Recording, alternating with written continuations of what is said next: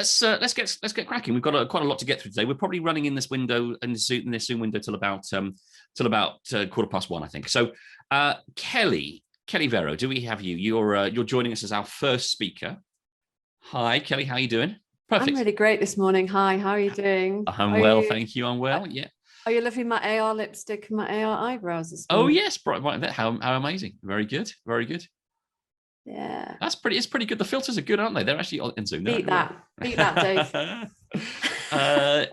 You're wearing different spectacles, I think, from the last panel I saw you on as well. Ha ha ha! Yes, I've also got different hair, so I'm making it all exciting just for Beyond Games today. Perfect. Well, look, thanks for joining us. Look, let's get you rolling straight away at 9. So you're here to talk with a topic called digital witness. So I'm going to hand over to you. What I'll do is I'll fade into the background, and then Kelly, you've been with us so many times, you know the drill by now. You've done it more than I have probably. So if people have questions, please drop them in the Q&A box, and I'll pop back up in 20 minutes or so and help you curate those. So over to you. Thanks, Kelly. Dave. Thanks. Good morning, everybody. Good morning, Earthlings. Welcome to Beyond Games.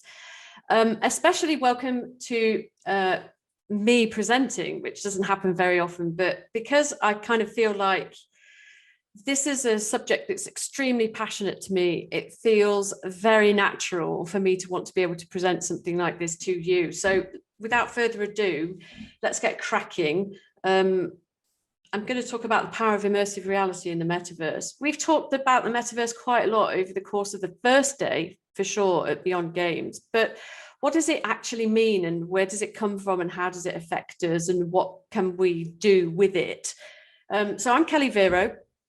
As you know, I have 25 years in technology, games and apps experience. I've worked on a variety of different sort of bits and pieces over the last sort of 25 years, from everything from probably transmedia universes to really just basic games. I'm very passionate about the metaverse because it offers us so many opportunities to be able to do so much stuff. I also work in fashion. I'm a fashion innovator. I work in fashion technology.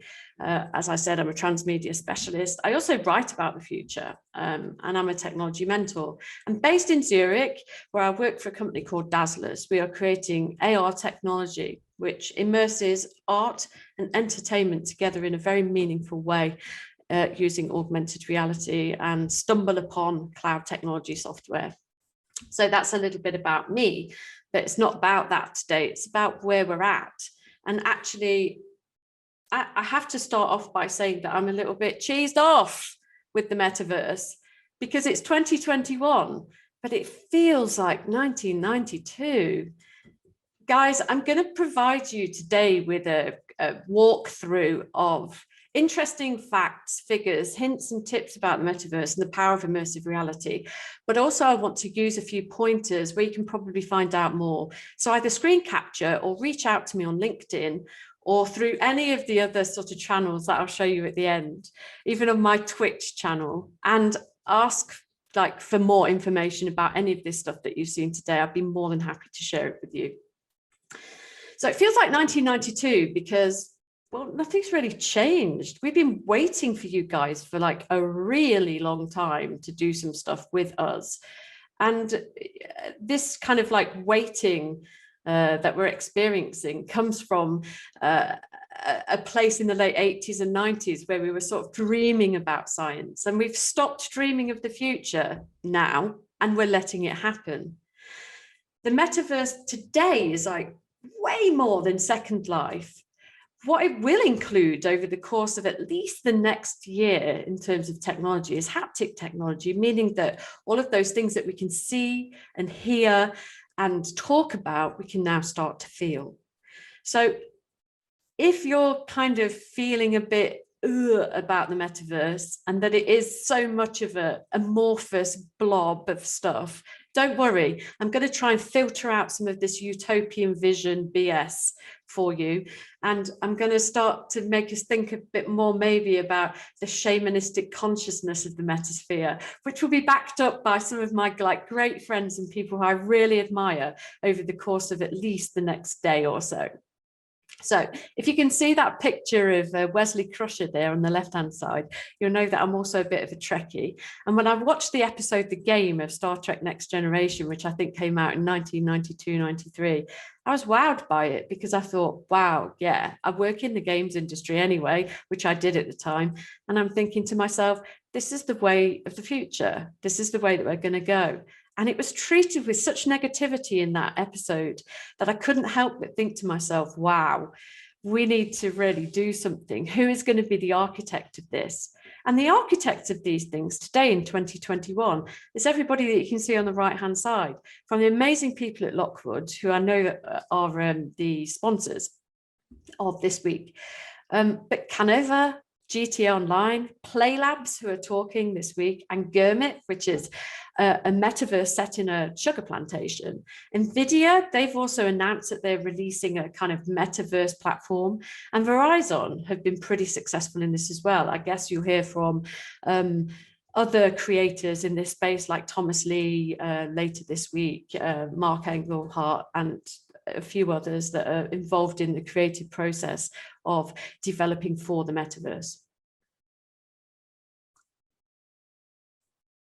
What is the metaverse? No, really. The metaverse is a shared virtual space, but it means like nothing at all. It doesn't mean anything. The shared bit is like the democratized, mutual, communal, open, common space. The virtual part is interesting because it's digital, program, networked, applied, and computational. We know that. I don't want to preach to the choir here, but for a lot of people, they don't understand that the metaverse is actually a space, an area, a field, a domain, a zone with which we can all do stuff. The things that really excite us and make us feel amazing. When Neil Stephenson termed something, it was instinctive to what we felt at the time in the 1990s, and this emergence of the hacker generation and the post-punk today has a bit more finesse. So through the Second Life experience, we've learned who we are and where we are through guided platforms like Avakin Life today. But looking at the ascending transmedia experiences such as Roblox and Fortnite, we're also starting to realize that these things have their place too. In fact, I released a book in 2016 called Prince of Tokyo, which I believe has been made into a Netflix series, but it's about the future through the eyes of females. So it's science fiction for females, where to date it has been something that has been very masculine driven and architected. And I want to be able to change that too. So the interconnectivity of things has to be seamless. There has to be some opt-in and opt-out. There has to be privacy. There can't be any walled gardens. And we have to have a common approach. We have to democratize how we look at the metaverse. Ways that we're starting to do that actually is through NFTs, because the democratization of stuff comes from the blockchain and blockchain technologies. But also it's about accessibility and discoverability.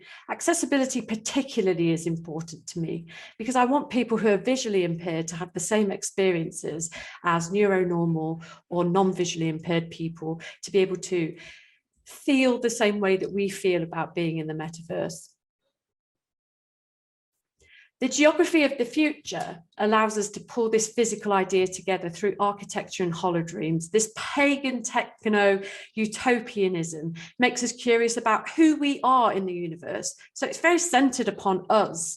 And because of that, you know, back in the 90s, when we had opportunities to live on habitable stars like Tau Ceti, and in Alice City in Tokyo, which is built under the ground, everything from Aquatopia to Technopolis and then Coruscant that you find in the Star Wars universe is kind of BS, because we don't need any of those physical constructs to live in the digital sense. What we can do instead is explore the new version of Second Life, which comes to us this year. We can look at Decentraland, Superworld, and Caneva to be able to buy real estate. And we can live in that real estate if we want to.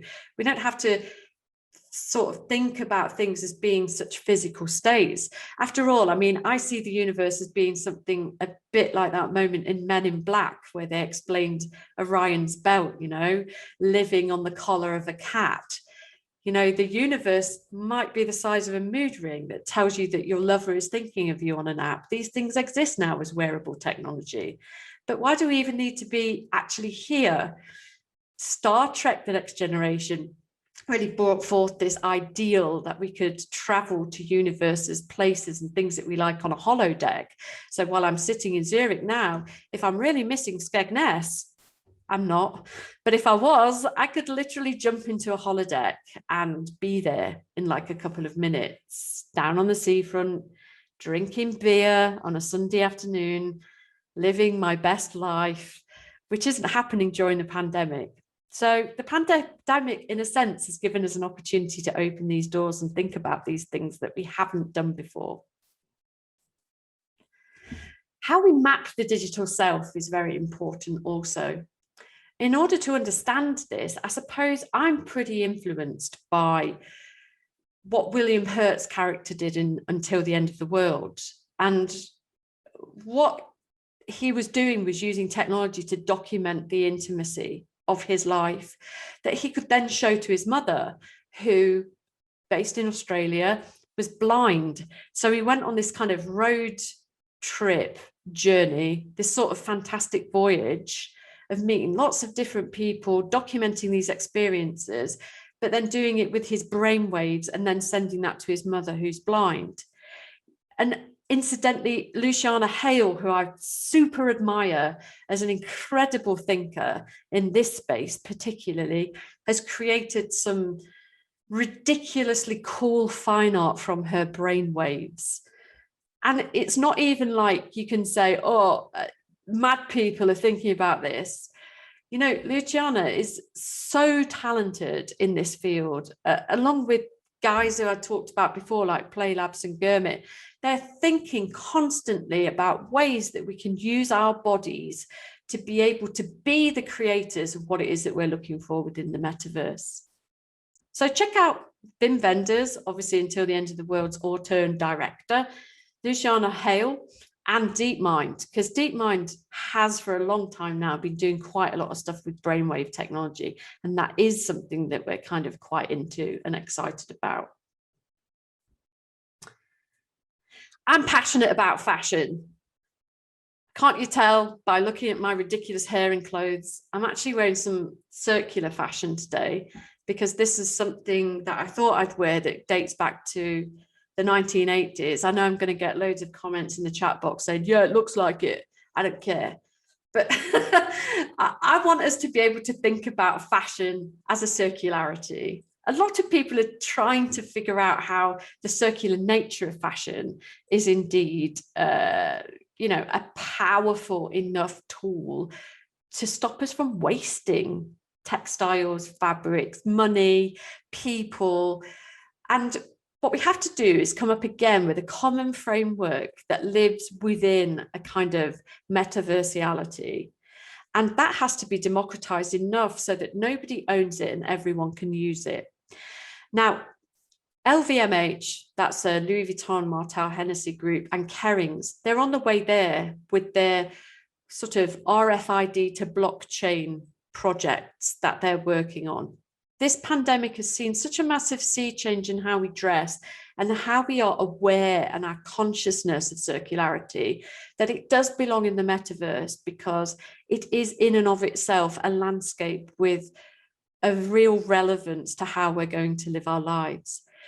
Because of that, we are able to measure data in interesting ways. And that data, we'll talk about in a moment, has to be pumped back into the metaverse and then to the end consumer or user of that data.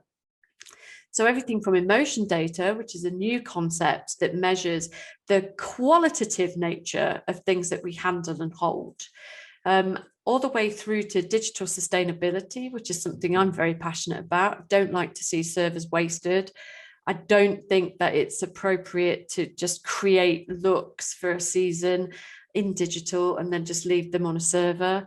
But I do appreciate Space Jam being on a server for the last 30 odd years, or whatever it is, 25 years, I think, since Space Jam in 96, 97.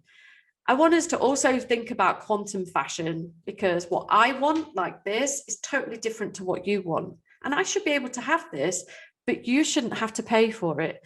You don't have to pay for it with landfill and the effect that it's having on climate change and our global carbon footprint as a whole. So think about the continuous supply chain balance. I've thought about it. I developed a software when I was working at SoReal, which maps out perfectly the supply chain through the development of footwear, for example, and that's something you can carry in your back pocket. And think about the continuous governance, provenance, and development of clothing. That's super important. And if you want to know more of people who are driving this up, think about people like Style Acute. That's Alexis Aragon. He's amazing. The circular fashion detectives name and shame people that they see are doing harm to us within our specific fashion metaverse. Unspun and Twine are creating a quantum style of fashion by coloring just the thread that goes into the stitching on your t-shirts, or recreating denim jeans that fit you perfectly and are created from recyclable materials. And then there's everything from Artifact, Farfetch. And if you want to find out what the rest of the world is doing outside of your doorstep, look at Jing Daily's fashion updates online. Now, this is like a subject that's very passionate to me and a couple of people I know that are watching today for sure. This is, in the background is Wei Wuxian and Lan Zhan from a TV IP called Mao Dao Zushi. It's one of the most read and most downloaded TV series in the whole of China. It's propelled Hanfu and cosplay into and out of reality, and it makes companies like Tencent supremely rich, but very, very clever. Because when you think about a property like this that has had 1.7 billion views through its webtoon or donghua, 8 billion views of the live action, and profits, I've done it in Swiss francs, but 13.25 million profits in just subscriptions. That is really weird, because what has come out of that is a need from the end consumer to create universes and platforms that we can live in. So what you can see in the background there is actually Wei Wuxian and Lan Zhan in The Sims 4, where an entire world has been created just for them to play out that book, Mao Dao Zushi, all over again. And you can play it over and over again. And this year in China will be a simulated Mao Dao Zushi experience just for you to build your own experience, abode, lifestyle inside this world. So it's very, very important that we listen to the end consumer and listen to them in meaningful ways. Don't just think, oh, well, they want this, so let's just give it to them. Think about the things that they want to connect to and find a way to connect to them through those cultural implications. Square Enix are also giving it a go. The word on the street is that there will be a Final Fantasy remake in VR where you can actually buy properties in Midgar, hopefully in Sector 5 slums. But if you want more of the skinny on that and what Southeast Asia are doing, and what they're doing is ridiculously exciting because it reaches the deepest part of our psyche. Have a look at things like Dow Insights, Jing Daily, Sunpi, and South China Morning Post.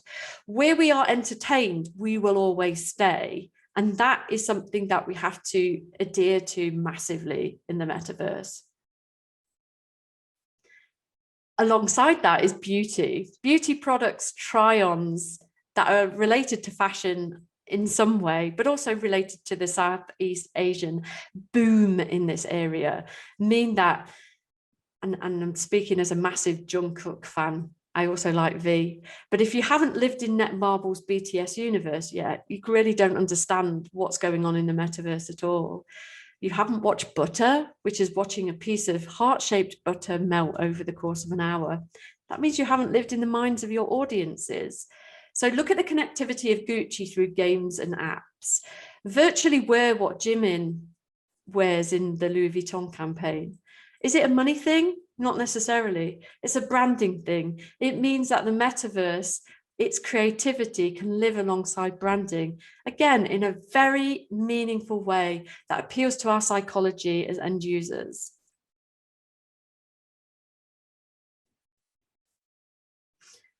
We can now power the universe on our wrists. Project Cyborg was created in 1988, which involved a simple RFID transmitter being implanted into Kevin Warwick's skin. This allowed him to do a load of different things, from calling his wife when he thought about her, to being able to measure stuff that we take for granted now. I'm wearing my Fitbit. There is also companies like Selectivity that are allowing you to go through the IVF process using apps and end user technologies which are connected, from sperm selection all the way to insemination. We can use what we have on our wrist from our body to do dynamic charging. We can use our body as batteries now. And that means that we can maintain our lifestyle and our lives through the power of the universe on our wrists. Whoops. I want you to also think about the implications that cybernetics have. Kevin Warwick introduced the RFID chip under his skin, which caused a lot of controversy. But also Boston Dynamics have got themselves into a bit of hot water as well. What we have on the physical side also is part of the metaverse. It's phygital. It's something that we can be inside the moment. So whether we have the assistance of robots in our lives, teaching us things, doing things for us, collecting things, the laws are in place, but are they constraining? We have to think about how we feel in the metaverse and the limitations of what we deem acceptable. From Asimov's Zeroth law, this should work both ways if we want to understand the landscape, but are we all automatons or what? Love. Bumble plus Second Life plus AliExpress can give you anything with drop shipping. And I've written about this quite a lot. X-reality platforms are allowing us to explore the universality of our minds and our bodies. I just want to wrap up with like a couple more things, and that is culture and heritage. Seek out things like Fliggy, Smithsonian AR, Cult Labs 3D, us, of course, Dazlus, Art Basel, and Icon. To go a little bit deeper, you can even live in the Palace de Versailles now if you want to. There's nothing to stop you. But again, there is no utility or connectivity in being able to do this right now. So we need to work a bit harder. The rules and etiquette inside the metaverse need to be accessed massively. Must we have fancy devices to have the same inclusivity? I don't think so. I think we need to have a kind of accessibility across the board that involves universality that lives inside the metaverse as well. So people who have got Nokias should be as wanted and as attuned as people who have the latest iPad, Pro X, whatever it's called this year. I think that it's too easy for us to say that this world, this metaverse that we're creating is solely for the purpose of people who have money. So those who have not are never going to experience the things that we do. That's wrong. So we need to change that very, very quickly. Bitsaboutme.com is a Swiss company that stops data being shared. So you can control your data through companies like Bits About Me. If the new Cold War is all about the war on data, you need to make sure that your data is protected inside the metaverse and outside of the metaverse.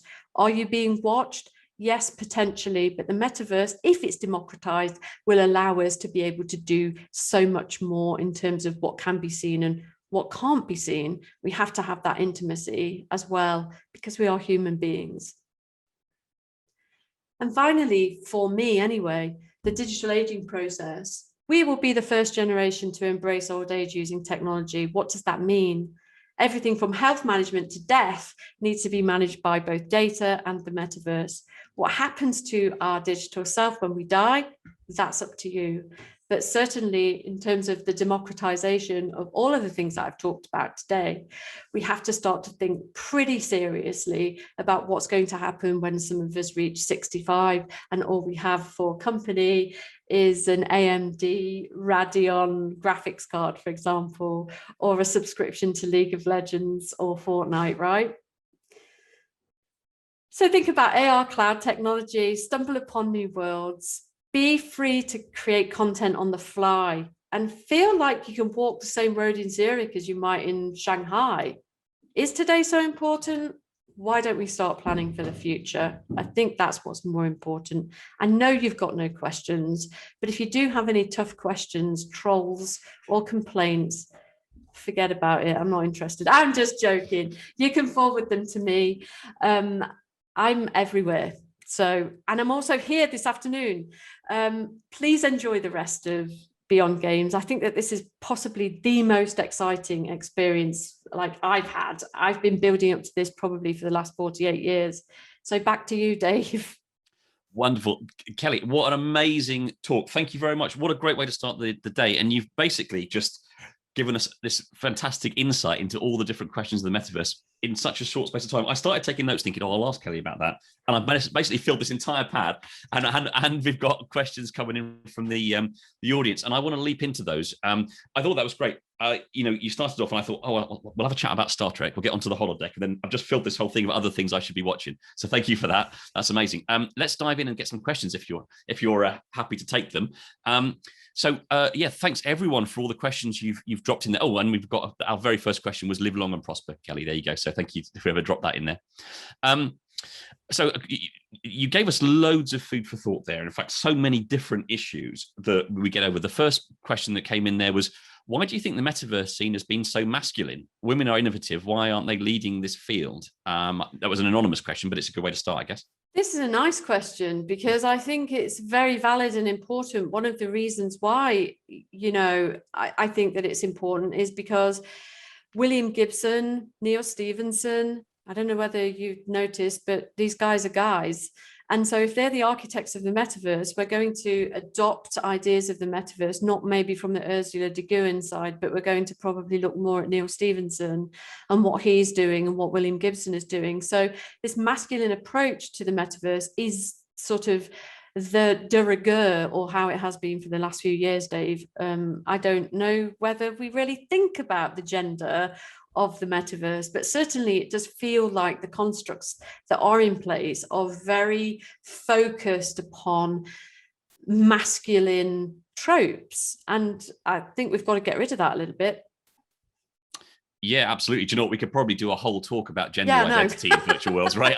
There's that. But and I think the tide is changing. I read a lot of science fiction, and there's some fantastic moves taken by by big awards and things like the Arthur C. Clarke Award to make sure that it recognised writers that aren't just the same old male writers and things going on there. So there's again, we could give a whole talk about women science fiction writers to look at. But let's dive into some of the other questions.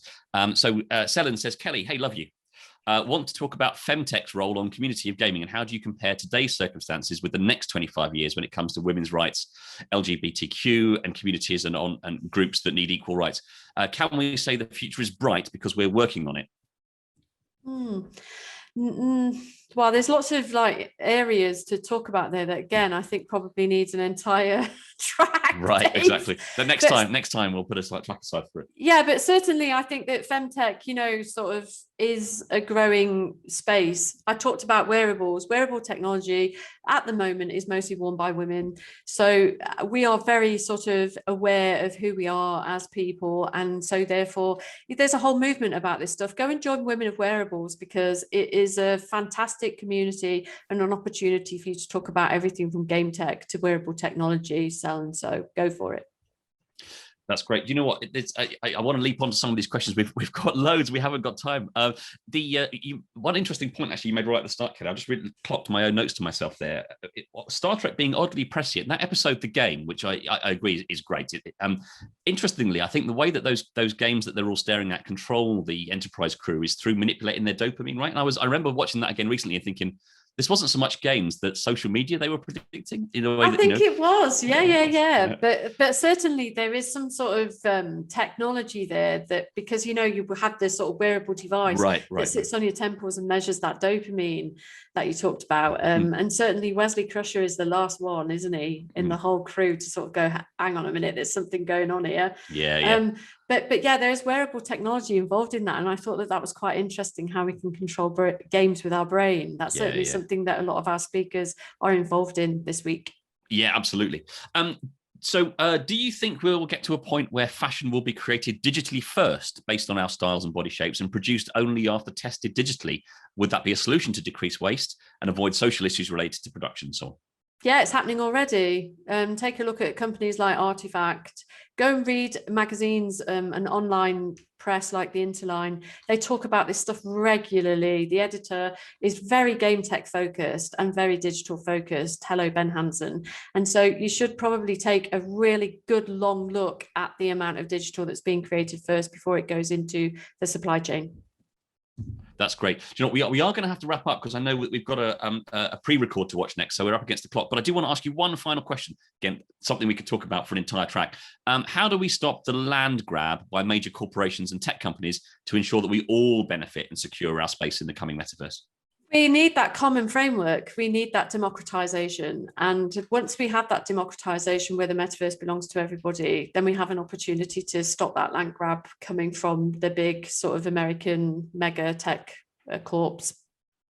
Perfect. Look, do you know what I'm going to do, Kelly? We've actually got a ton of questions. 8 more. Leave them up, but I'll answer them. That'll be that. I thought, if as long as you're all right to do that, we'll do that. And also, you know, we're I don't know whether we've mentioned this yet. I hope I'm not going to be in trouble for saying, but we're going to launch an editorial site about a lot of these topics coming up soon. And Kelly, we'll have a chat after this and get you involved in that if we can, because I think that's a place to talk more about this stuff. I'm in. So thank you very much, Kelly Vero there. Round of applause. Thanks, everybody. Thank you.